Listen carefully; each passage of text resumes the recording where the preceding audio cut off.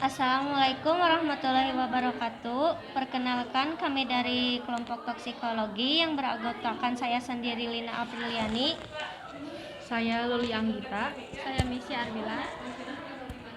Di sini kami akan melakukan praktikum toksikologi non-klinik, yaitu uji rodamin B pada 5 sampel sosis.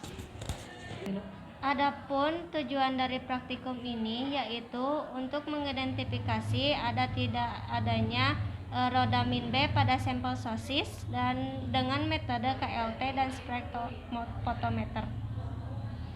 Dasar teori rodamin B. Rodamin B merupakan pewarna sintetis yang sering digunakan pada industri tekstil dan kertas. Rodamin B dapat menyebabkan iritasi pada kulit, saluran pernapasan, dan merupakan karsinogenik. Rodamin B dalam konsentrasi tinggi dapat menyebabkan kerusakan pada hati. Dan selanjutnya ada kromatografi lapis tipis atau KLT. KLT merupakan suatu teknik kromatografi yang digunakan untuk memisahkan campuran yang tidak volatil. KLT juga merupakan salah satu jenis kromatografi analitik. KLT ini dilakukan pada selembar kaca, plastik, atau aluminium foil yang dilapisi dengan lapisan tipis bahan adsorben, biasanya silika gel, aluminium oksida, atau selulosa. Oke, yang pertama itu ada alat-alatnya, terdiri dari labu takar yang 100 ml dan labu takar yang 25 ml. Di sini menggunakan pipa kapiler, pipet tetes, spatula, lupang dan alu, tabung reaksi, dan gelas kimia yang 100 ml. Selanjutnya ada kupet, lalu ada batang pengaduk, ada pipet volume, ada gelas ukur, ada bulb, ada penggaris, dan ada plat KLT. Yang selanjutnya ada bahan yang kami gunakan yaitu pada sampel berupa sosis yang terdapat di pasar. Untuk sampelnya yang dari kiri yaitu ada sosis mawar, sosis cam, sosis merek Vigo, sosis merek Sonais, dan sosis yang biasa dijual di seblak Teh Rena. Untuk tahap yang pertama yaitu timbang sampel berupa sosis tadi sebanyak 0,5 gram di neraca analitik. Selanjutnya gerus sosis yang sudah ditimbang tadi dengan menggunakan lumpang dan alu sampai halus. Baik, sekarang yaitu pembuatan amoniak 2% dari amoniak 25%. Pengencerannya menggunakan rumus M1 dikali Pi1 sama dengan M2 dikali Pi2.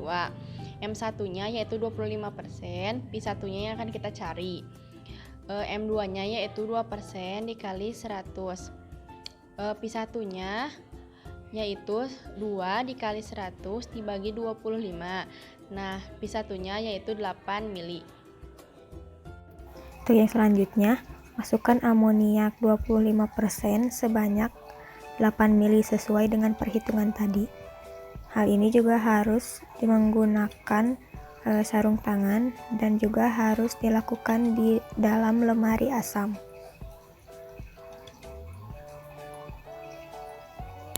Selanjutnya, tambahkan aquades pada larutan amoniak tadi sampai dengan tanda 100 ml. Masukkan sampel yang telah digerus tadi ke dalam gelas kimia.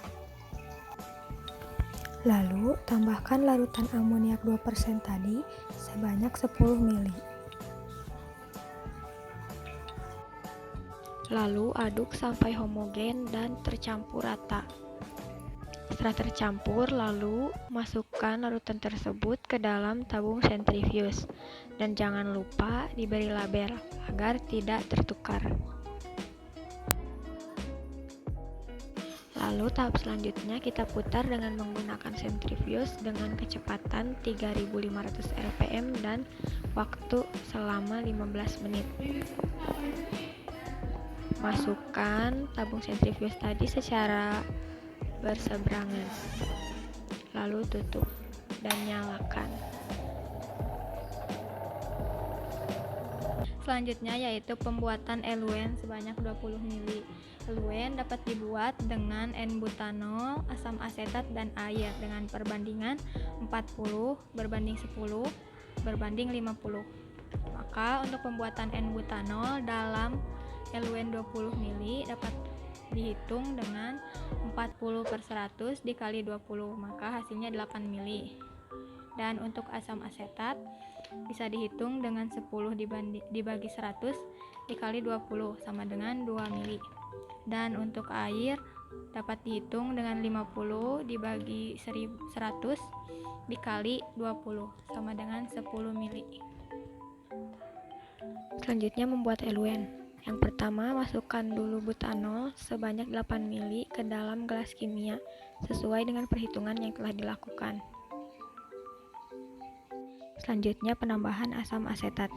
Ditambahkan sebanyak 2 ml ke dalam gelas kimia yang berisi N-butanol tadi. Lakukan di dalam lemari asam.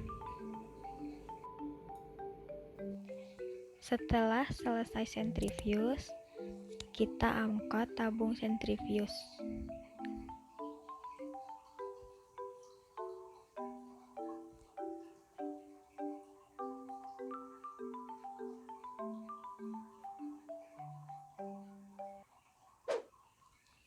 Lalu tutup dan matikan, lalu cabut stop kontaknya. Setelah itu kita saring sampel dengan menggunakan kertas saring. Selanjutnya kita akan membuat larutan induk 1000 ppm dan larutan standarnya. Untuk pembuatan larutan induk 1000 ppm dibuat dengan menimbang 0,1 gram rodamin B. Lalu dimasukkan ke dalam labu takar 100 ml dan ditambahkan aquade sampai dengan tanda batas. Selanjutnya yaitu kita lakukan pembuatan larutan standar 10 ppm dari 1000 ppm dan larutan standar 1, 2, 3, 4, dan 5 ppm dari larutan standar 10 ppm.